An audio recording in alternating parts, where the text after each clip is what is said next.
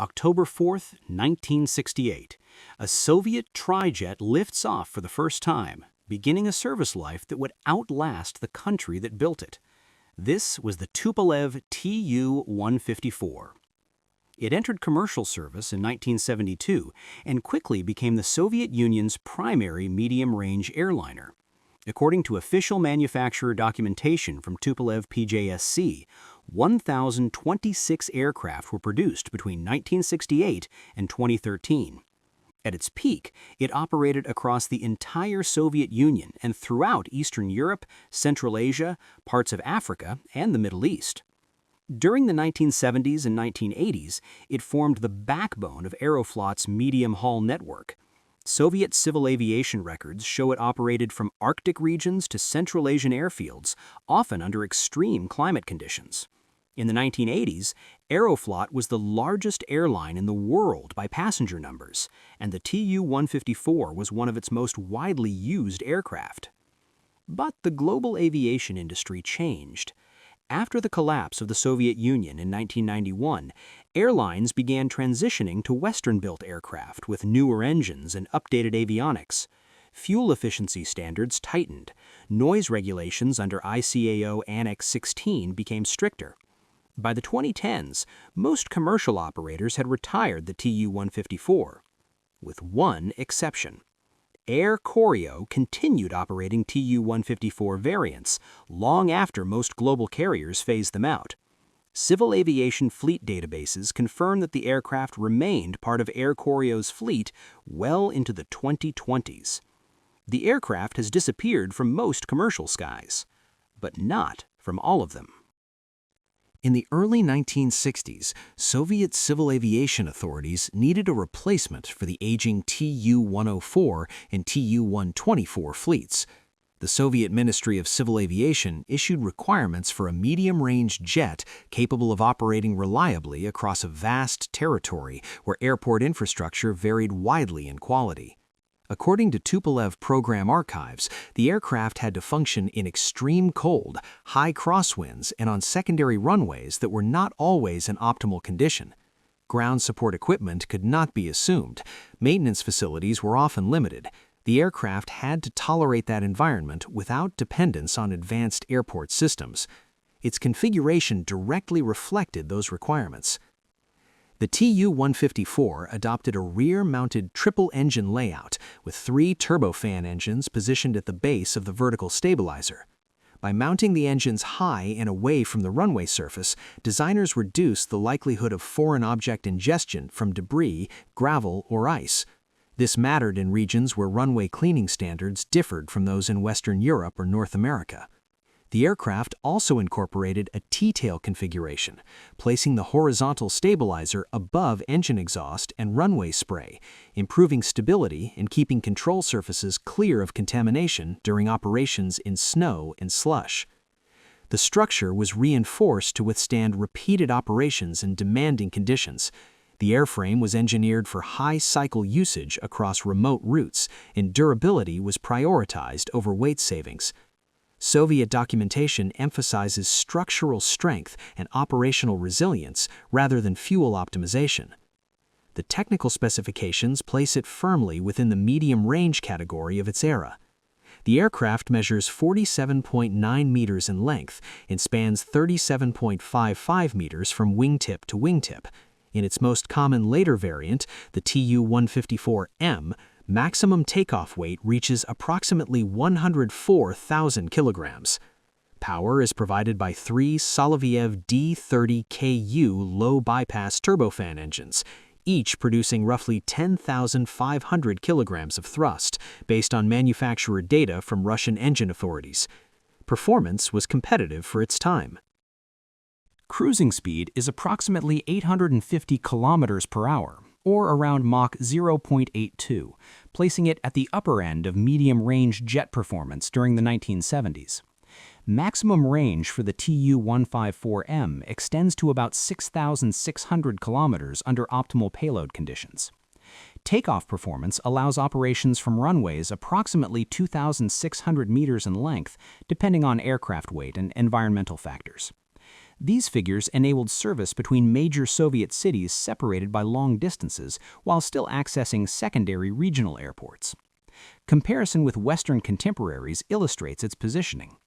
The Boeing 727, which entered service in 1963, also featured a rear-mounted tri-jet configuration and served a similar market segment. However, later Tu-154 variants generally offered higher maximum takeoff weights and slightly higher cruise speeds. Early variants of the Boeing 737, such as the 737-100 and 737-200, were smaller twin-engine aircraft with maximum takeoff weights around 52,000 kilograms, according to Boeing historical specifications, approximately half that of the Tu-154M. By the 1990s, commercial aviation had entered a different technological era. Aircraft manufacturers were transitioning toward fully integrated digital avionics, advanced flight management computers, and high-bypass turbofan engines designed for lower fuel consumption and reduced noise. Airlines increasingly prioritized efficiency, automation, and long-term operating cost reduction. The Tu-154 remained rooted in an earlier design philosophy. Its cockpit is analog. Primary flight instruments rely on electromechanical gauges rather than large-format glass displays. While the aircraft includes autopilot capability and navigation systems appropriate to its generation, automation is limited when compared to modern flight management systems. There is no full digital fly-by-wire architecture. Flight control inputs are transmitted through mechanical linkages and hydraulic boosters, maintaining direct physical pathways between pilot input and control surface movement. By contrast, contemporary airliners from Boeing and Airbus rely on integrated avionics suites that combine navigation, performance management, and flight protection logic into centralized digital systems. Modern aircraft incorporate envelope protection, automated thrust management, and real-time system diagnostics that reduce pilot workload and optimize fuel efficiency. Fuel consumption presents a measurable disadvantage. The Tu-154M is powered by 3 Soloviev D30Ku low-bypass turbofan engines. Low-bypass engines, common in the 1970s, accelerate a smaller mass of air at higher velocity. Modern high-bypass turbofan engines used on contemporary Boeing and Airbus aircraft move a larger mass of air at lower velocity, improving propulsive efficiency and reducing specific fuel consumption. Data from engine manufacturers and ICAO performance assessments indicate that high-bypass designs achieve substantially lower fuel burn per seat kilometer due to improved thermodynamic efficiency, materials technology, and aerodynamic refinement. Operating economics shift accordingly. As fuel prices rose globally through the 1990s and 2000s, airlines began retiring tri-jet fleets in favor of twin-engine aircraft that offered lower operating costs and simplified maintenance structures.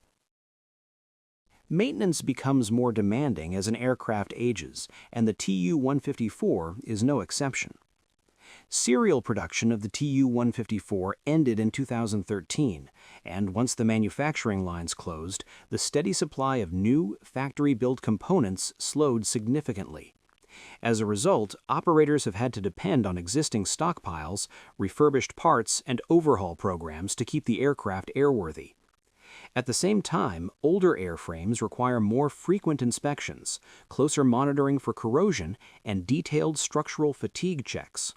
Continued operation, therefore, depends not only on technical knowledge, but also on strict maintenance discipline and consistent access to certified replacement parts. North Korea operates under extensive international sanctions that restrict access to Western-built aircraft and aviation components. As a result, purchasing new Boeing or Airbus aircraft is not a realistic option, and acquiring spare parts for Western fleets is equally complicated.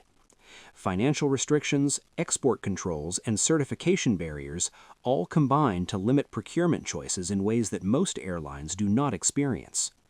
Fleet renewal, therefore, is not simply a matter of upgrading to something newer or more efficient.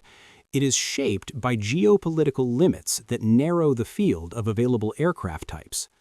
Within those limits, only certain platforms can realistically be acquired, supported, and maintained. The Tu-154 fits into an existing Soviet-era technical framework, and that alignment matters.